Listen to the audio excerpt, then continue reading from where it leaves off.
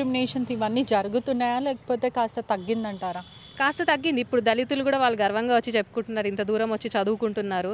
So వాళ్ళు కూడా చదువులో చూపిస్తున్నారు, కానీ తగ్గాయి చాలా వరకు. వాళ్ళ ఆర్గనైజేషన్లో పనిచేయడం కానీ వాళ్ళు కూడా ఒక గొంతుకై నిలుస్తున్నారు కాబట్టి తగ్గాయి తప్పకుండా. వాళ్ళ మదర్ ఖచ్చితంగా ఇది ఆత్మహత్య కాదు, హత్య చేశారు అని ఆరోపించడం జరిగింది. ఇవాళ సీఎం రేవంత్ రెడ్డి గారిని కూడా కలవడం జరిగింది. అంటే ఏమన్నా మీకు సమాచారం ఉందా? వాళ్ళ మదర్ ఏం చెప్తున్నారు, లేకపోతే సీఎం రేవంత్ రెడ్డి గారు ఏం చెప్పారు అనేది మీకు మీ వరకు వచ్చిందా? అవునండి, వచ్చింది. ఈరోజు పొద్దున NSCI నుంచి కూడా డెలిగేషన్ వెళ్ళింది. సో అక్కడ వాళ్ళ మదర్తో పాటు ASA మెంబర్స్ కానీ రోహిత్ వేములతో పాటు నలుగురు ఉన్నారు కదా, వాళ్ళు కూడా కలవడం జరిగింది.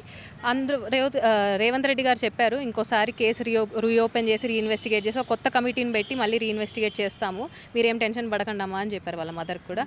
సో వాళ్ళ మదర్ కూడా కాంగ్రెస్ ప్రభుత్వం చాలా నమ్ముతుంది.